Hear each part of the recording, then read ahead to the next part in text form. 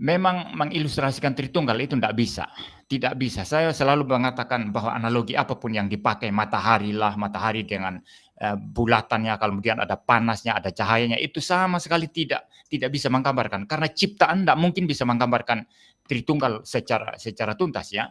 Pak, saya cuma mau satu pertanyaan baru Bapak konklusikan nanti dengan Pak. Belum selesai Ya, Pak, saya selesaikan ya dulu maksud yang ini. saya potong tadi satu pertanyaan. Pak, kalau begitu, kalau susah dianalogikan, tidak bisa dikiaskan, tidak bisa diiniin, kenapa mesti dipaksakan masuk istilah alat Tritunggal dan 3 pribadi itu? Kenapa tidak dibiarkan saja diksi Alkitab apa adanya?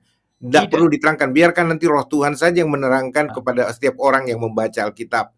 Menurut Anda bagaimana? Sebelum Pak Malikil, silakan Pak. Baik. Tidak dipaksakan Pak Joshua Teo. Tidak ada, kita tidak memaksa. Iya, karena kita dihakimi Pak. Kalau tidak percaya Tritunggal, kita dianatema, kita dibilang sesat, kita dibilang bidat. Lain. Jangan dicampur aduk.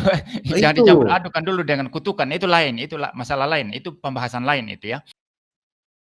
Assalamualaikum warahmatullahi wabarakatuh. Berjumpa lagi dengan kisah HMC ya, kisah-kisah yang menginspirasi dan menguatkan iman. Pendeta Muriwali Yanto Matalu, teman-teman, keringat panas dingin, gelisah, langsung cepat-cepat pamit undur diri ketika ditanyai oleh pendeta Joshua Teu dan juga Herdi ya. Herdi salah satu guru di Oneness, teman-teman, itu menanyakan kepada pendeta Muriwali Yanto Matalu yang dengan jujur mengatakan bahwa Trinitas itu memang tidak sanggup untuk dijelaskan. Jadi kalau seperti itu, kenapa Anda membidat-bidatkan, menyatakan orang lain sesat? Padahal Anda sendiri mengakui bahwa Trinitas, Tuhan, itu tidak sanggup untuk kalian jelaskan. Ini kan ngaco gitu.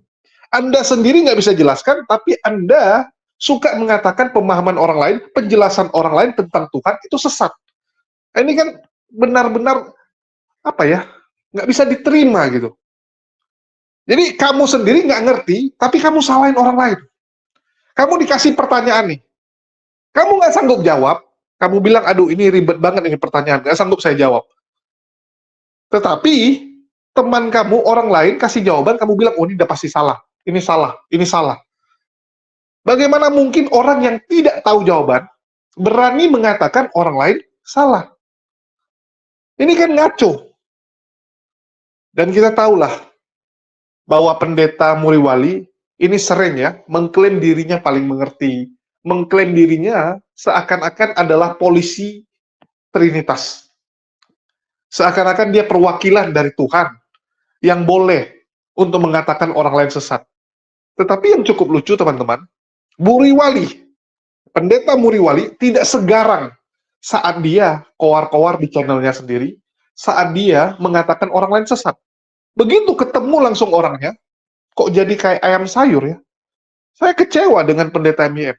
Saya pikir, begitu dia datang ke tempat Joshua Teu, dia langsung bilang, kamu sesat, kamu nggak benar. Seperti yang biasa dia lakukan. Tetapi ternyata jadi ayam sayur, teman-teman. Jadi ayam sayur, mengecewakan ini. Belum lagi begitu dikejar ya, oleh Herdi, dia langsung kabur begitu saja. Ini memalukan ya, karena memang orang-orang Trinitas ini kalau ketemu sama Herdi, entah kenapa kabur-kaburan semua. Saya sampai bingung nih. Entah susu apa yang dipakai oleh si Herdi ini, sehingga kalau orang Trinitas ketemu dia, selalu kabur. Dan saya jadi saksi ya, sudah banyak sekali orang Trinitas ketemu sama Herdi, cuman bisa kejang-kejang, cuman bisa marah-marah, ya paling ujung-ujungnya maki si Herdi, kamu sesat, nggak ada otak, dan sebagainya. Ini mengecewakan, teman-teman. Saya pikir seorang pendeta yang mengklaim sebagai doktor teologi itu bisa berbuat sesuatu. Ternyata jadi ayam sayur juga. Aduh, memalukan teman-teman. Sungguh sangat memalukan ya. Jadi tidak segarang seperti yang dia tampilkan selama ini. Itu sesat, yang benar begini-begini. Loh, di depan orangnya Anda nggak berani ngomong. Di depan orangnya Anda nggak bisa menjelaskan Trinitas juga rupanya. Ngaco. Biasanya pede kan Trinitas ini begini-begini. Ujung-ujungnya pendeta MIM menggunakan jurus mendiang mangapul sagala. Trinitas tidak bisa dijelaskan. Asli lawak ini ya teman-teman. Ini asli lawak dan kalian harus saksikan benaran bagaimana MYM dipermalukan habis-habisan saat dia hadir di tempatnya Pendeta Joshua Teo. Awalnya slow teman-teman, awalnya cuma ngalur ngidul, begitu Herdi masuk, terkejut dia, terkencing-kencing. Oke, kita coba lihat dulu. Ketika kita membicarakan pribadi Allah, nanti ada 3 hipostasis, 3 pribadi, di pikiran kita itu tidak ada gambaran keterbatasan dalam domain manusia atau ciptaan. Sehingga nanti misalnya Pak Moraldi mau bicara 3 pribadi, lalu yang dipikir apa? Pribadi manusia. Pribadi saya yang beda dan terpisah dengan Anda, dengan Pak Joshua Teo, begitu ya. Nah, kalau sudah berangkatnya seperti itu sudah salah. Dan ini bukan trinitas yang dipercayai baik Katolik maupun Protestan. Sudah salah itu. Sudah bukan itu. Nah, kalau kita berangkat dari ketidakterbatasan Allah, maka membicarakan apapun di dalam diri Allah, termasuk bukan hanya pribadi atau hipostasis, termasuk sifat-sifat Allah. Ya, Dia adalah Maha Hadir, yang tentu bisa dibedakan dari keadilan Allah, yang tentu bisa dibedakan dari kekudusan Allah, yang tentu bisa dibedakan dari kebaikan Allah. Ada banyak sifat-sifat Allah. Tetapi waktu kita membicarakan sifat-sifat Allah yang bisa dibeda-bedakan ini, di dalam pikiran kita harus ada pikiran bahwa Allah itu tidak terbatas, sehingga ketika saya membicarakan kekudusan Allah, itu tidak dapat dipisah dari kebaikannya, kasihnya, kebenarannya, dan sifat-sifat yang lain. Karena Allah itu tidak terbatas. Nah, berangkat dari pemahaman semacam ini juga kita memahami hipostasis Allah. Kalau dikatakan ada 3 pribadi yang berbeda, itu pasti ketiga pribadi itu tidak bisa dipisahkan satu dengan yang lainnya, sama seperti sifat kebaikan Allah dengan kekudusan Allah dan kebenaran Allah dan sifat-sifat lainnya itu tidak bisa dipisah, dicerai-berai. Nah, ini yang pertama ya, yang pertama. Satu-satu ya Pak, satu-satu supaya kita bisa tiktokan maksudnya untuk kita bisa bertanya juga maksud Bapak bicara seperti ini dasarnya apa, lalu kita mau tujuannya kita kan mau sharing, kita mau diskusi untuk memberi edukasi publik. Tujuan saya sebenarnya ini kan Bapak kalau dengar dari tadi bahwa kita ingin menyudahi semua perdebatan-perdebatan yang tidak perlu. Saya bukan mau debat sama Anda. Bukan kepada Bapak. Tujuan dari diskusi ini, maksudnya live streaming, karena selama ini Pak, baik di TikTok di mana-mana orang ribut masalah-masalah yang bagi saya tidak perlu. Karena saya sudah berpikir seperti juga Pak Moraldi dan teman-teman lain, ya sudahlah kalau misalkan memang berbeda. Katolik itu agama yang berbeda dengan kita dengan semua sistem kepercayaannya. Ortodoks juga begitu. Kita misalkan Bapak lihat di sini Pak, saya kasih lihat ya. 10 perbedaan fundamental antara Katolik, Ortodoks dengan kekristenan. Ya, kitab sucinya beda. Mereka punya Deuterokanonika, sedangkan kita Alkitab tanpa Deuterokanonika. Lalu tempat suci mereka itu, gereja-gereja mereka itu, gedung-gedung gereja mereka dengan semua situsnya itu adalah tempat suci yang dikultuskan. Nggak bisa dipakai sembarangan, nggak boleh macam-macam, pokoknya Bapak ngerti apa yang saya maksud. Sedangkan gereja kita ini gereja biasa, bisa di ruko, bisa di hall hotel, bisa di mana-mana. Lalu ritual suci ada Pak di upacara sakral. Di misalkan itu mereka punya 7 sakramen, sedangkan kita ini boleh dikata hanya liturgi biasa saja, 3 sakramen. Pak Yosua. Ya. Saya sebetulnya tidak mau membahas ini. Jadi saya hanya mau fokus kepada yang masalah Three in One dan Trinitas. Iya, maksud saya satu lagi Pak, saya mau kasih tunjuk selain 10 ini. Misalkan Hari Raya Suci itu, mereka punya 16 Hari Raya Suci plus Hari Tritunggal. Ini menunjukkan Pak, bahwa Tritunggal itu aset mereka. Mereka klaim itu sebagai aset mereka, Katolik dan Ortodoks. Untuk mereka pakai sebagai elemen beribadah mereka, dasar kepercayaan mereka. Makanya bagi kami, saya secara pribadi mengatakan sudahlah kita misalkan percaya kepada Allah yang esa di Alkitab tanpa dikasih pakai jubah Pak. Karena di Alkitab tidak ada kata Tritunggal, tidak ada kata Allah pribadi, tidak ada istilahnya diksi-diksi yang berbicara tentang ketritunggalan Allah di dalam Alkitab secara eksplisit, secara letterleh. Itu yang saya maksud. Sudahlah apa adanya Alkitab bicara misalkan Allah yang esa yaitu Bapa, Anak dan Roh Kudus. Nggak usah dijaketin Pak, nggak usah dikasih pakai jas. Itu silakan. Ya, jadi gini, makanya tadi saya mau melanjutkan. Ya, jadi gini. Poin saya yang kedua, selain tadi harus memahami, kalau mau memahami Trinitas itu harus dipahami dari bahwa Allah itu adalah Allah yang esa dan tidak terbatas. Ya. Poin yang kedua itu adalah istilah Trinitas itu memang tidak ada di Alkitab. Nah, mungkin sebelum saya lanjut, saya luruskan lagi atau saya buat semacam klarifikasi di sini bahwa dalam hal ini Katolik dan Protestan, ya, Protestan yang Trinitarian itu tidak ada perbedaan posisi apapun. Katolik dan Protestan. Adapun kalau ada perbedaan minor itu antara Katolik dan Protestan yang sedikit berbeda dengan Ortodoks. Ya, itu saya tidak mau bahas di sini ya, begitu ya. Nah, istilah Trinitas memang tidak ada. Ya, tidak ada dalam Alkitab. Tetapi Alkitab juga tidak pernah, kalau kita membaca dari Kejadian sampai Wahyu, menyatakan bahwa Allah itu satu lalu selesai. Tidak demikian. Satu ya satu selesai begitu ya. Tidak. Ternyata Alkitab berbicara mengenai keragaman-keragaman dalam diri Allah. Salah satunya tadi yang saya sudah bahas, dan ini bukan fokus kita, keragaman sifat-sifat Allah. Tetapi selain ada keragaman sifat-sifat Allah, juga ada keragaman yang disebut sebagai hipostasis oleh bapak-bapak gereja. Nah, contoh misalnya begitu ya, ketika Bapa berbicara terhadap anak, anak berkata Bapa, Bapa berkata anak. Ketika Tuhan Yesus merujuk kepada Roh Kudus, dia berkata, dia akan datang setelah aku. Ini saya pakai parafrase ya. Saya tidak secara eksplisit merujuk teks Alkitab, tapi parafrase. Nah, ini mengindikasikan bahwa ada relasi, sifat relasional di dalam diri Allah yang satu itu. Bisa ada komunikasi begitu. Bapa berkata dari surga, inilah anakku yang kukasihi, kepadanya lah aku berkenan. Lalu kemudian Alkitab menggambarkan juga Roh Kudus turun dalam rupa merpati. Jadi ada kejamakan yang dinyatakan Alkitab di dalam diri Allah. Sehingga kata Pak Yosua tadi, ya satu, tetapi ternyata kan Alkitab tidak hanya satu ya satu.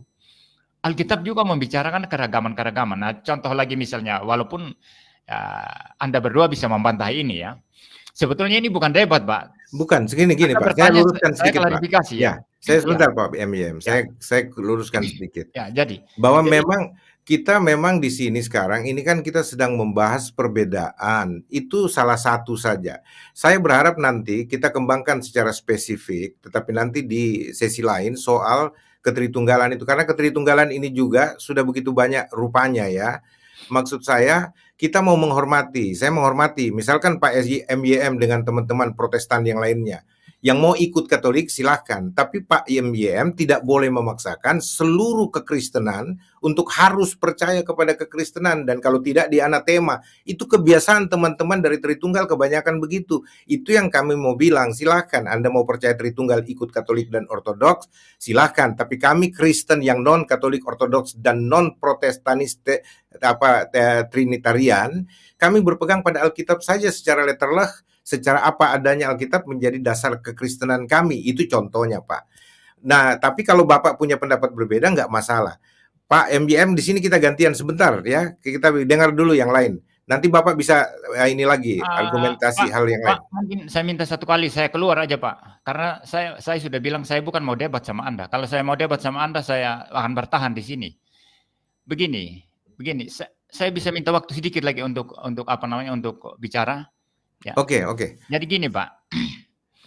Saya teruskan yang tadi. Anda mengatakan Mbak. Tuhan apa Pak moralnya? Ya. Jadi begini. Tadi ketika ketika pendeta MYM mengatakan semua sama pemahaman Trinitas, ya, berarti apa yang disampaikan Romo itu ke saya berbeda sekali gitu loh. Nah, ini yang saya artinya saya garis bawahi bahwa pemikiran ini ternyata ada, Pak. Karena saya nggak berbohong dengan apa yang saya sampaikan tadi. Dia jelas menyatakan hal seperti itu. Jadi di sini aja sudah ada perbedaan. Ya. Baik. Kalau gini, Anda menyatakan Pak pendeta menyatakan itu salah, ya silakan ngomong ke dia gitu. Tapi dari saya sebagai audien pendengar Tritunggalnya mereka, oh seperti itu. Jadi artinya ketika Bapak menyalahkan hal ini, saya nggak tahu mana yang benar mana yang salah. Kira-kira gitu Pak. Ya lanjut silakan. Ya begini Pak. Silakan Ya, Pak. mungkin terakhir Pak Yosua ini ya terakhir. Silakan Pak. Gini. Apa yang dikatakan Romo itu tidak berbeda dengan apa yang saya percaya.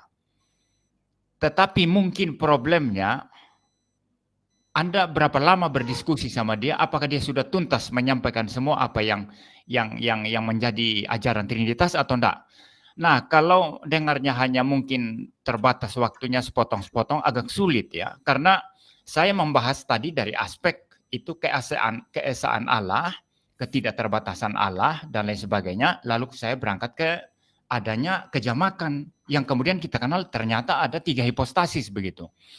Nah, saya yakin sekali dengan Romo ortodoks atau pastor Katolik yang Anda mau diskusi, saya yakin sekali saya tidak berbeda dengan dia di dalam hal pemahaman Trinitas. Mungkin Anda itu Pak Muraldi ya, yang mungkin perlu mendengar lebih utuh lagi. Dan dari saya pun sekarang dari saya pun Anda belum dengar utuh ini. Ini baru hanya beberapa menit. Saya sebentar aja Pak, sama dia cuma 3 jam aja Pak, nggak lama. Iya, saya pikir tetap juga ini ada variabel lain Pak. Ada variabel lain. Misalnya bagaimana Anda memahami penjelasan dia dalam 3 jam itu. Saya sendiri belajar doktrin Tritunggal bukan hanya 3 jam Pak. Itu lama sekali kan kita studi, kita riset kan begitu.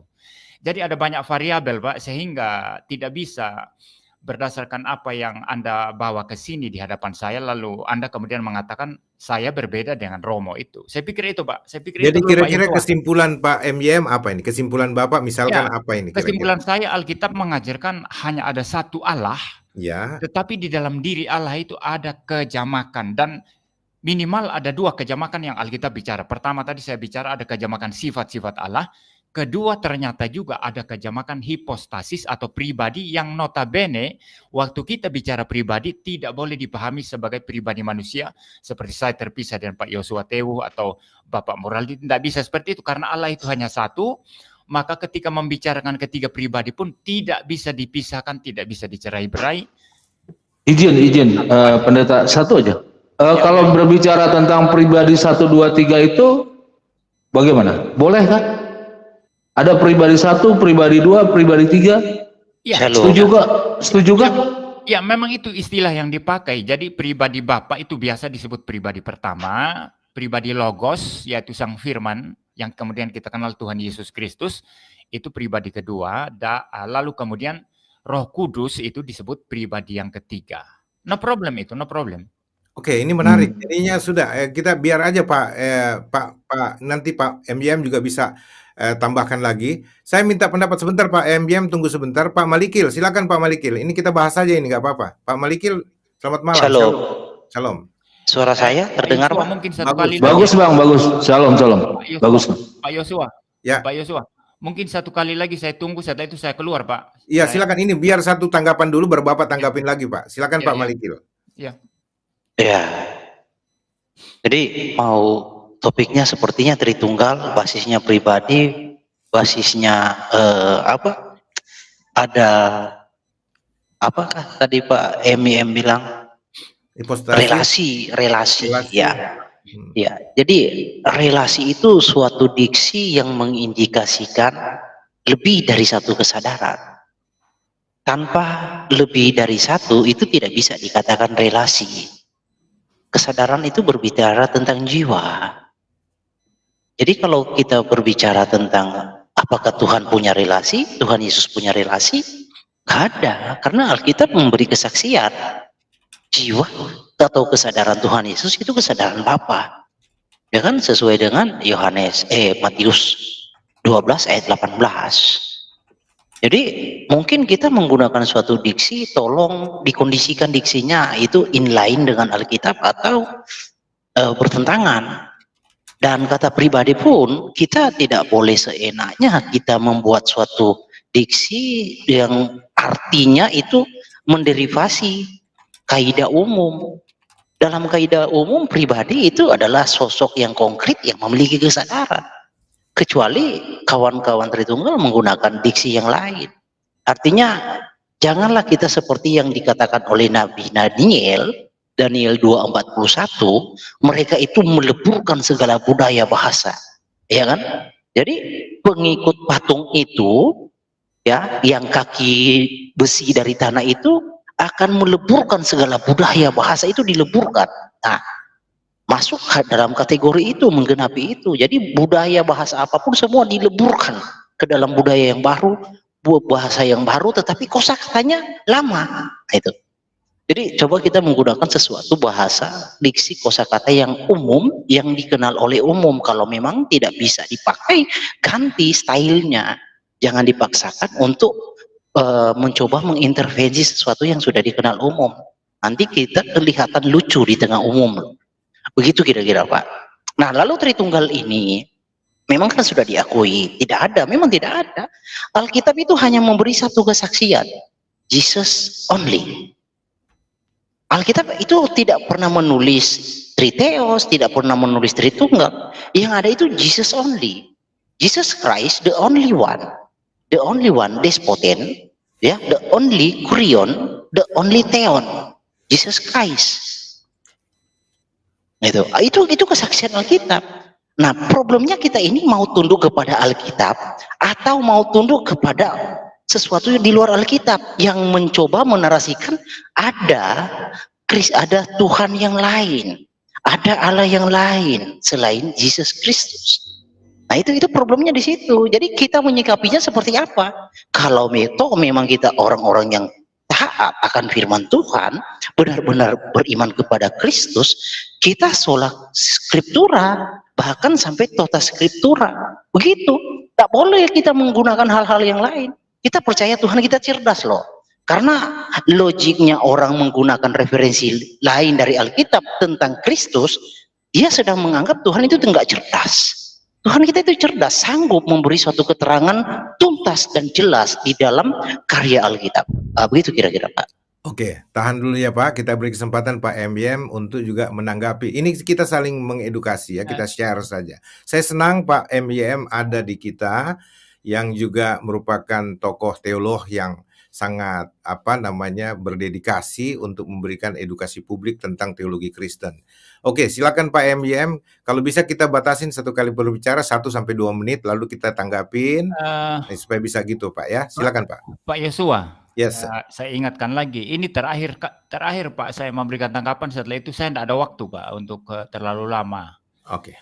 Kecuali saya mau debat di sini, baru saya siapkan waktu. Saya kan sudah dari awal tadi mengatakan saya bukan mau debat masuk ke sini. Saya cuman mau membuat klarifikasi apa yang saya anggap kurang clear atau tidak jelas ya dari apa yang saya dengar tadi.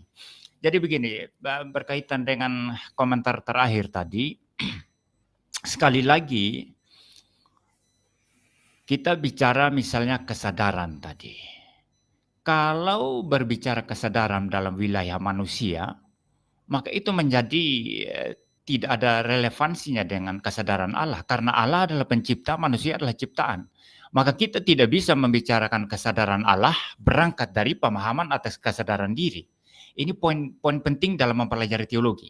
Itu sebabnya khusus dalam teologi reform itu dikenal istilah yang mengatakan bahwa Allah itu adalah archetype yang tidak mungkin bisa disamai oleh manusia, sedangkan manusia itu adalah ektype-nya, diciptakan segambar atau mirip serupa dengan Tuhan Allah, begitu ya.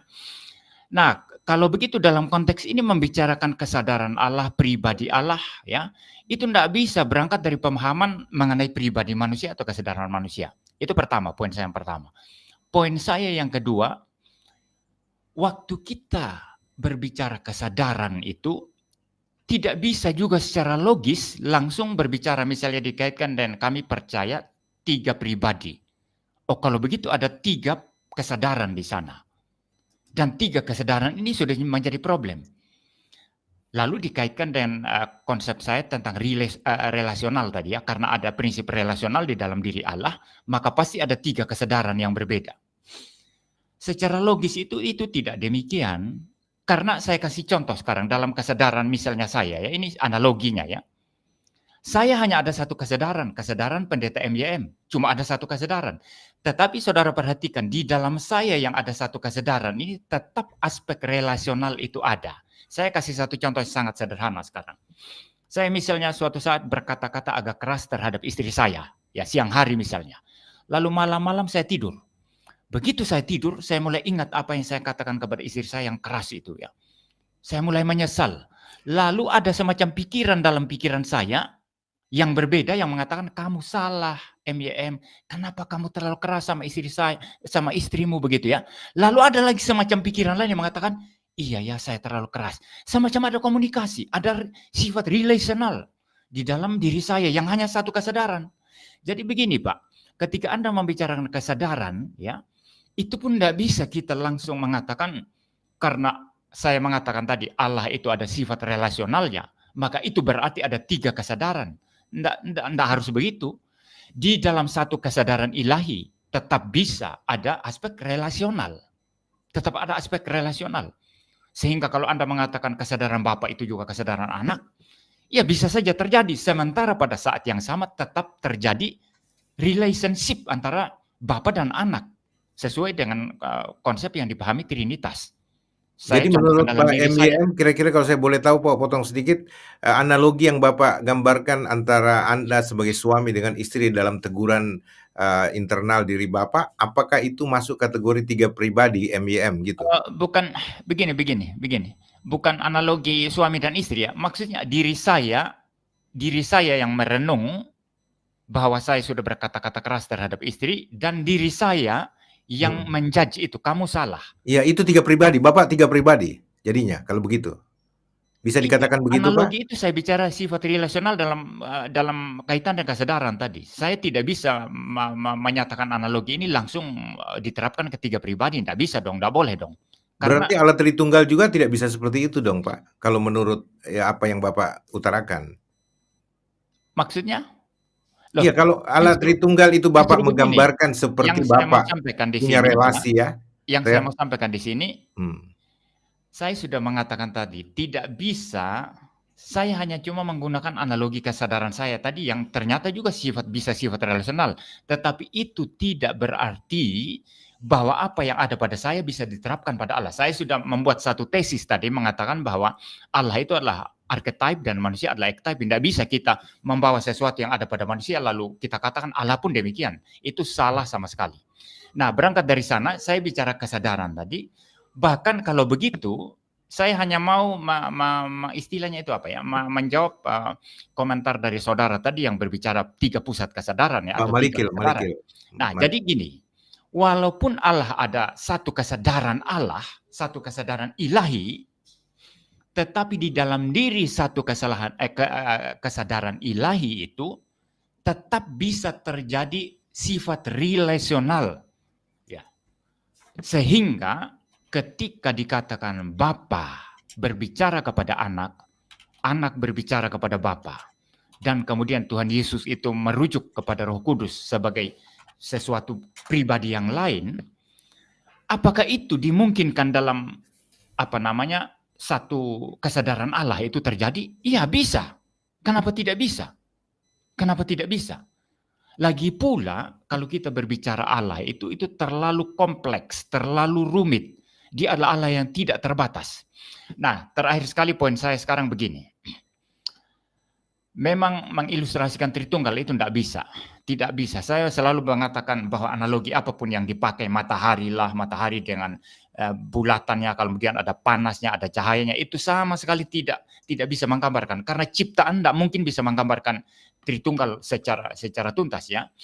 Tetapi kita bisa berbicara secara analogi di dalam aspek misalnya, saya selalu berkata, aspek kalau kita melihat dunia ini, selalu dunia ini itu ada unity, ada kesatuan, ada diversity. Selalu seperti itu. Ya, saya sendiri, saya satu pribadi ya, bukan 3 pribadi, hanya satu pribadi. Tetapi toh dalam yang satu pribadi ini seperti saya, ada kejamakan di dalamnya, ada keragaman di dalamnya, ada tubuh saya, ada jiwa saya, bahkan tubuh saya juga ada kejamakan. Nah, ini yang para ilmuwan, termasuk pemikir, termasuk saintis, termasuk filosofer itu teliti. Apa itu? Mengapa ada unity? Mengapa ada diversity? Bahkan dalam negara kita, Pak Yosua Teo, Anda mungkin sering bicara Pancasila apa segala macam. Bicara Pancasila, bicara Bhinneka Tunggal Ika, itu bicara unity and diversity. Bhinneka Tunggal Ika, kita beda suku, beda agama, begitu ya, beda pulau, beda adat istiadat, tapi satu adanya, bangsa Indonesia. Boleh saya potong, Pak? Nah, sebentar, Pak. Sebentar dulu, saya tuntaskan Iya. aja, Pak. Iya, Pak. Sebentar, saya cuma mau kasih informasi bahwa saya jangan salah paham. Saya lagi di studio agak masalah. Jadi kalau ada kayak begini terus ini saya agak mati redup. Jadi jangan pikir saya mau sembunyi muka atau apa ya. Karena memang masalah teknis saja. Jadi kalau dia bertahan begini aja udah syukur nih. Ya. Dan kedua, Pak, saya cuma mau satu pertanyaan baru Bapak konklusikan nanti dengan Pak. Belum selesai, Ya. Pak. Saya selesaikan Ya, dulu maksud yang ini. saya potong tadi satu pertanyaan. Pak, kalau begitu, kalau susah dianalogikan, tidak bisa dikiaskan, tidak bisa diiniin, kenapa mesti dipaksakan masuk istilah Allah Tritunggal dan 3 pribadi itu? Kenapa tidak dibiarkan saja diksi Alkitab apa adanya? Tidak perlu diterangkan, biarkan nanti Roh Tuhan saja yang menerangkan kepada setiap orang yang membaca Alkitab. Menurut Anda bagaimana? Sebelum Pak Malikil, silakan Pak. Baik. Tidak dipaksakan, Pak Yosua Teo. Tidak ada, kita tidak memaksa. Ya karena kita dihakimi, Pak. Kalau tidak percaya Tritunggal, kita di anatema, kita dibilang sesat, kita dibilang bidah. Lain. Jangan dicampur aduk. Jangan dicampur adukan dulu dengan kutukan. Itu lain, itu masalah lain. Itu pembahasan lain itu ya. Bukan itu. Itu lain nanti. Jadi gini. Alkitab sendiri, kalau kita membaca dengan jujur, dengan membiarkan Alkitab itu berbicara, memang berbicara sebagaimana saya katakan tadi, ada sifat relasional, ada komunikasi antara Bapa dan anak. Sang anak, Tuhan Yesus ketika ada di bumi berkata, Bapa mengutus aku, begitu. Ini sudah sifat relasional, dan ini kita tidak bisa tutup mata. Dan di dalam sifat relasional ini, kemudian kita melihat dengan jelas juga di bagian-bagian Alkitab, yang sangat jelas menampakkan ada Bapa yang kita biasa sebut pribadi pertama, ada Sang Logos, Sang Putra yang kita biasa sebut pribadi kedua, dan ada Roh Kudus.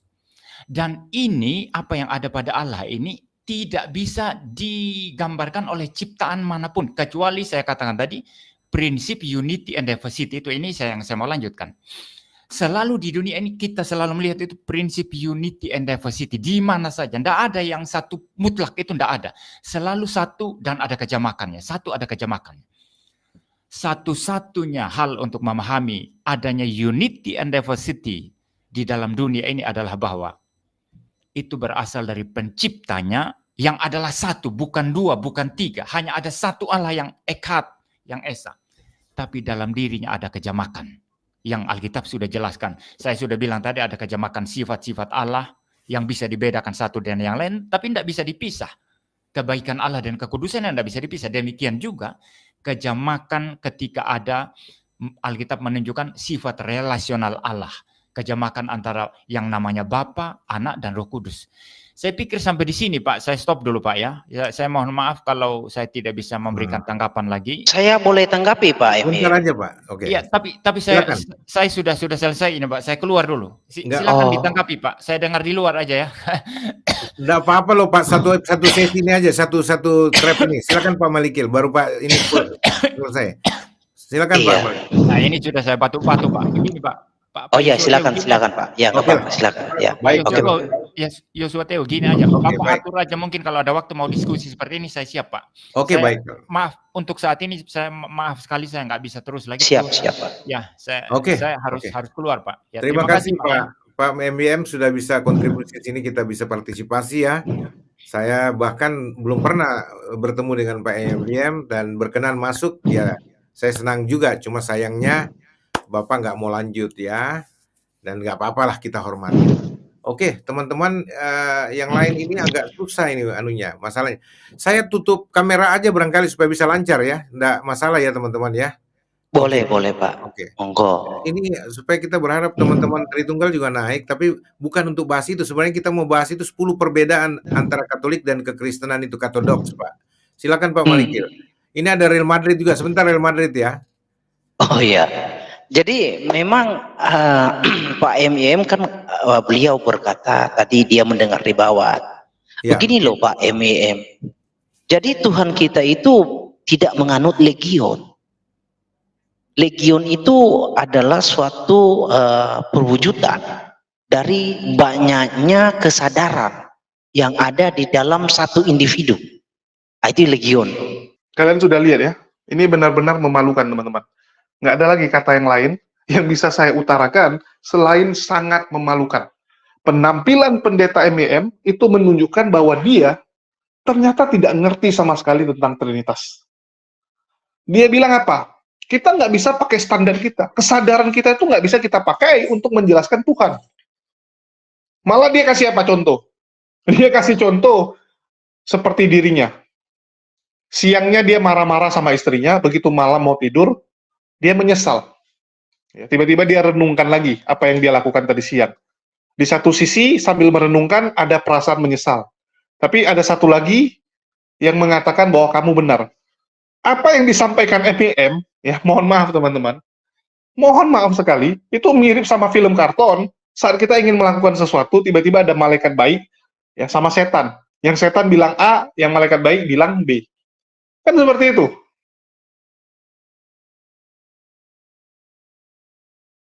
Ini benar-benar memalukan. Masa pendeta doktor teologi ngomongnya seperti ini? Terus ujungnya apa? Nggak bisa dijelaskan itu Trinitas. Dan kita nggak bisa memaksakan menggambarkan Tuhan. Itulah saya bilang kalian semua gagal paham tentang Tuhan. Kalian memaksakan kehendak kalian bahwa Tuhan tuh harus seperti yang kalian katakan, kalian sampaikan. Ini ngawur. Saya berkali-kali udah sampaikan ya, Tuhan menciptakan kita. Tuhan maha segalanya. Kita nggak sanggup menyelami, menjelaskan Tuhan secara utuh. Tapi kita sanggup. Kita pasti bisa untuk mengenal Tuhan kita. Ini sama kayak gini teman-teman. Ya. Sama seperti makhluk 2 dimensi, itu cuma bisa melihat proyeksi dari makhluk 3 dimensi. Begitu juga kita makhluk 3 dimensi teman-teman. Tuhan itu di luar kita. Dimensinya yang pasti di atas 3 dimensi. Tetapi kita bisa melihat proyeksinya. Yang bisa kita lihat proyeksi Tuhan.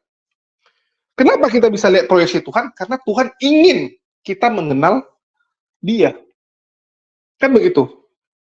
Ini kalau orang sains ya, saya jelasin seperti ini pasti ngerti ya. Bahwa proyeksi itu yang bisa kita lihat. Kita nggak bisa lihat secara utuh. Sama kayak 2 dimensi. Yang bisa dilihat dari 3 dimensi itu adalah bagian bawahnya saja, proyeksinya saja. Begitu juga dengan kita.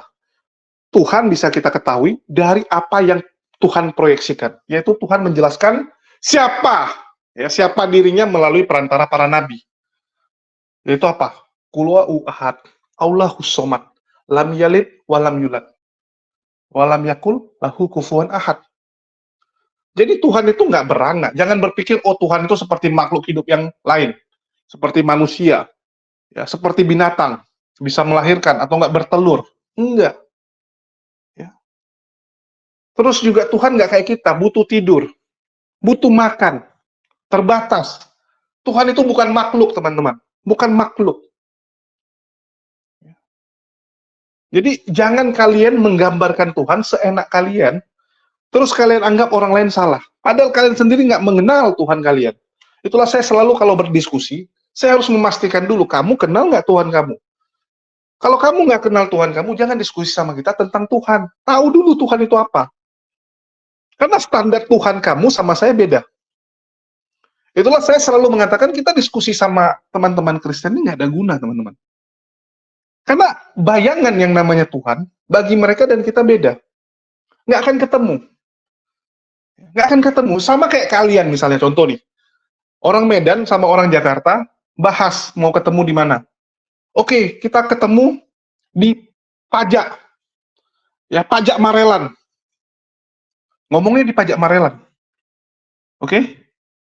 Apa yang terjadi, teman-teman? Yang orang Jakarta nungguin di kantor pajak Marelan, nungguin dia gitu kan. Sedangkan yang orang Medan, dia nunggunya di pasar yang ada di Marelan. Ketemu nggak? Nggak akan ketemu mereka.